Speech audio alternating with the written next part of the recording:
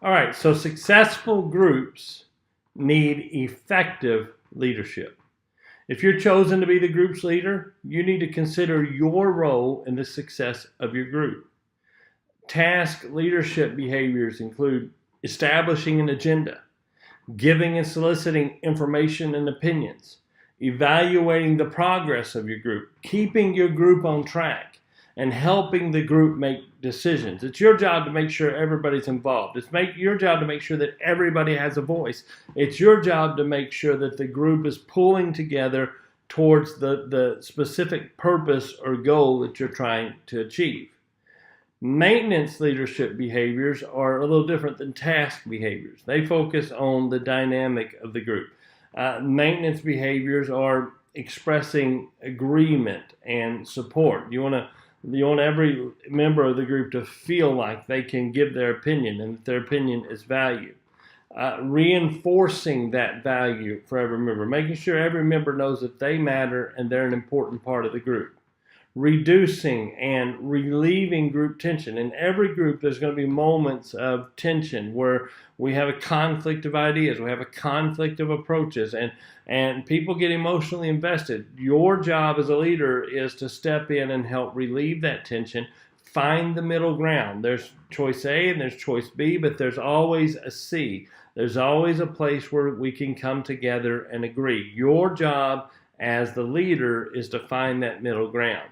And then finally, your job is to resolve differences of opinion. When it is something that you cannot find a middle ground, there is no compromise, it's your job to make the final choice. You are the leader. Now, there are several advantages of working in a group. First of all, working in a group encourages the pulling together of resources. You get people with different talents and different strengths pulling together and bringing their resources together.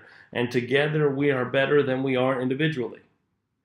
The second thing is groups filter out errors because more people can focus on the problem and the solution, and people are balancing each other, and I can see sometimes what you can't see, and you can see sometimes what I can't see, and together we become more effective at removing errors from the process.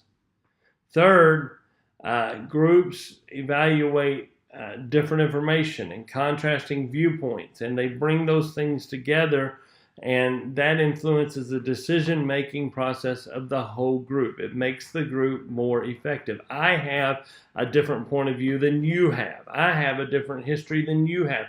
I bring a different viewpoint to the table than you bring to the table. And when we combine those things, we become more effective at solving the problem that our group exists to solve. The fourth thing is participating in a group can strengthen the commitment of individuals, which leads to a willingness to openly explore different options and or compromises. So being a part of a group gets you involved and opens you up, and you may consider things in a group dynamic that you never would have considered on your own, and it makes different options and compromises become a part of the solution that you never would have arrived at by yourself. The final advantage of working in a group is that whenever you reach a decision as a group, it can be more fulfilling and reinforcing than reaching the decision alone. Whenever you make a decision alone, you come to the solution, you're ready to present it by yourself, all you've got is your own logic. But when you do it as a group, you have that group logic. You know that at least the members of your group agree with you, and that together your decision is stronger. Together you've got a better basis for having made that decision. So those are the advantages of working in a group. However, groups also have some disadvantages. One disadvantage of working in a group is that individual or personal objectives can compete with the goals of the group.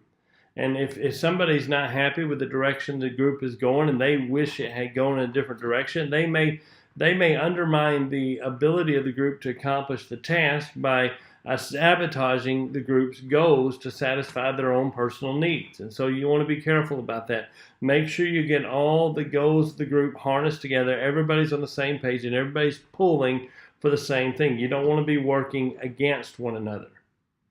The second disadvantage of working in a group is that group members sometimes get too comfortable, and everybody thinks somebody else is doing the work, and so really nobody's doing the work. And it's your job as a leader, if you're the leader of the group, to make sure that the group doesn't get too comfortable with the group setting, that they're not accomplishing what it is that's supposed to be accomplished. A third disadvantage of working in a group is that one or two forceful or powerful members can dominate the group and prevent others from having an opportunity to input their own ideas. And so you don't want to allow a group to be dominated by a single individual. And as the leader, sometimes that individual may be you. You need to recognize that. Everybody should have a voice. It's a group project for a reason. The teacher or your work or whoever it is that's put you in this group, they want everybody to be involved. So your job as a leader is to make sure you spread that around and make sure everybody gets involved and everybody has the chance to be involved, and no single person is overwhelming everybody else in the group. Another problem is that there may be a member in the group who is unwilling to participate, unwilling to listen to other members, unwilling to allow other opinions to be stated. They've got their idea, and this is going to go their way. And you want to make sure that you help those kind of people learn to compromise and work together as a group. And the best approach for the group is the consensus of the group, not the opinion of an individual. Another problem with groups is sometimes groups embolden us to do risky things. We may make risky decisions when we're working together, and other people are, and sometimes we feel like there's safety in numbers, and together we make a decision that we would never have made individually.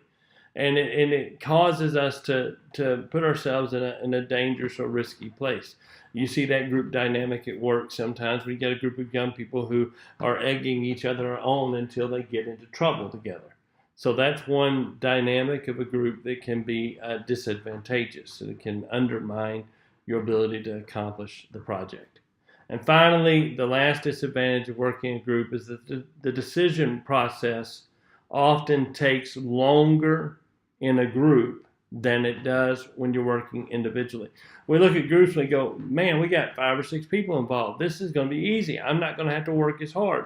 And that's not always true. Sometimes in a group you have to work harder to reach a consensus. You have to work harder to come together with a common goal and common idea to press towards a common solution.